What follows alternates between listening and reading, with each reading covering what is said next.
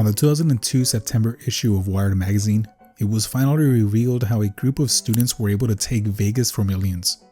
Up until that point, it was considered a myth, yet author Ben Mezrich was able to penetrate the circle and publish the inner workings of the group.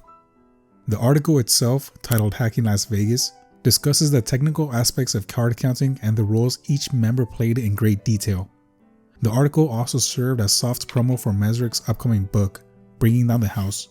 The book is a fictional account that compiles and exaggerates the real-life anecdotes of the MIT Blackjack group. These two publications served as the main inspiration for the 2008 movie 21.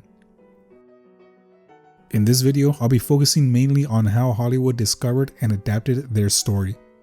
The road to 21 begins with a young Ben Mezrich barely breaking into the scene as a new writer in the 90s. He had written a string of rejected works, published a set of poorly selling books, and was looking to try a new genre. As he recalls, he was in a Boston bar where he noticed a group of students with loads of cash, specifically $100 bills. This was peculiar since college students never carried that kind of money, and curiosity got the better of him. He approached them and asked the obvious question of where they got the money from. Without revealing anything just yet, they brought him over to their apartment and showed him a pile of $250,000 in the laundry room. They were dealers, Mezrich concluded, and of the illegal variety too.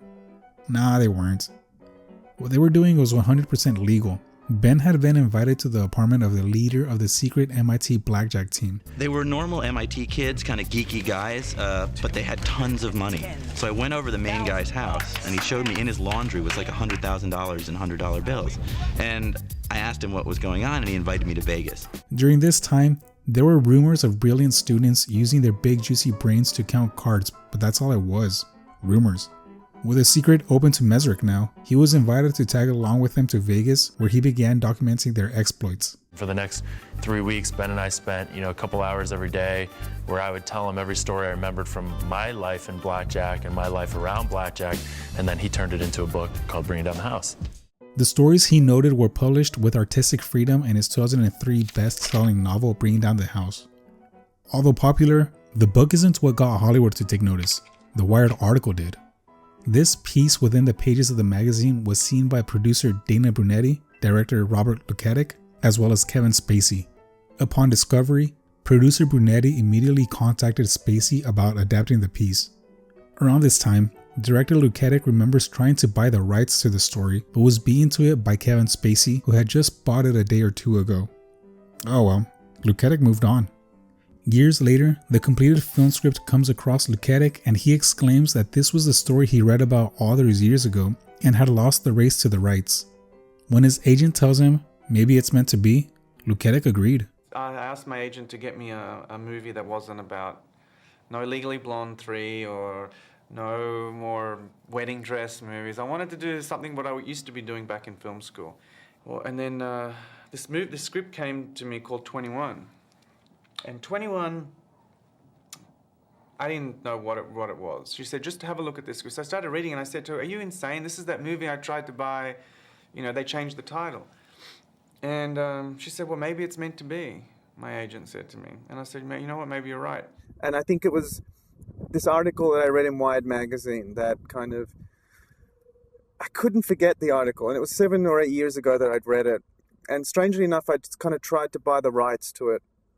And I found out that Kevin Spacey had already snatched up the rights. He interviewed for the directing gig and his efforts were approved. Production started taking shape once Kevin Spacey moved from producer to the role of Mickey, and Jim Sturgis was cast after his performance in a rough cut of Across the Universe was seen by Luketic. The movie was released on March 28, 2008 as the #1 movie in America with a $24 million opening weekend. The competition wasn't any good anyways. It came out ahead of Horton Hears a Who in the 2nd spot and Superhero Movie in 3rd. In its final runtime, it brought in $81 million domestically, $78 million internationally, for a total of $159 million, pretty evenly on both markets. The 6-figure box office return means it definitely recuperated its $35 million budget. The movie itself has a runtime of 123 minutes with a PG-13 rating for some violence and sexual content including partial nudity. It falls under drama, crime, and thriller genres, Being labeled under the crime genre makes sense and at the same time doesn't make sense. It's got the feeling of a heist movie, but then again, card counting isn't illegal, so there's no law being broken. Maybe there's some sort of fraud going on, but probably just blanking on some crime that will become obvious once I publish this video. As far as ratings go, it's alright. IMDb has it at 6.8 out of 10, Metacritic at 48, and Letterboxd at a 3.1 out of 5. Rotten Tomatoes has it at a low 36% with the critics and the audience at 66%. Lead actor Jim Sturgis was born on May 16, 1978 in Wandsworth, London.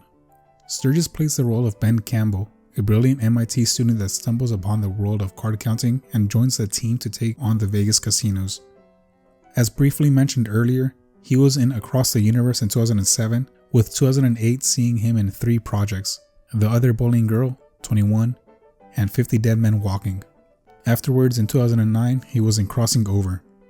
Kevin Spacey was born in New Jersey on July 26, 1959. Spacey plays the role of Mickey, an MIT professor by day and blackjack leader by night. Prior to 21, Spacey was in Superman Returns in 2006 and Fred Claus in 2007. After 21, he was in Telstar, The Joe Meek Story in 2008 and in Shrink in 2009. I'll add it on here as well, but in 2008, he was in a TV movie called Recount. Only reason I'm mentioning it is because it had won an Emmy, and I think it's a notable achievement for its medium. Lawrence Fishburne was born on July 30th, 1961 in Georgia, the state, not the country. Fishburne plays the role of Cole Williams, the casino security chief who gets on the tail of the blackjack team. In 2007, Lawrence was in Tortured, as well as the Fantastic Four sequel, Rise of the Silver Surfer. After 21, he was in Days of Wrath and Armored.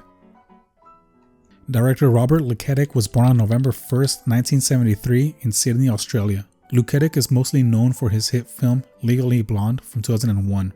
In the years leading up to 21, Luketic directed Win a Date with Ted Hamilton in 2004 and Monster-in-Law in 2005. After 21, he directed The Ugly Truth in 2009 and Killers in 2010. If you've seen any of the movies I mentioned here today, let me know. Check out my profile for other movies you might be interested in. In the meantime, here are some actors from 21 that shared the screen on other projects. Really strangers, are we? I mean, this is kind of a little reunion, isn't it? Heck, I'm a fan. I love your writing. Hey, didn't you win the Pulitzer Prize for my favorite article of all time, Where the World Doesn't Need Superman? Didn't you have a few more years to go on that double life sentence? My mate's brother swallowed a ball of cotton to get out the army. Huh? Well, what the hell does that do? It shows up as like a shadow on the x-ray. Track marks. They ain't gonna take a junkie, man. You want him to shoot up? Of course I don't want him to shoot up. He could just jab it on with a needle a few times.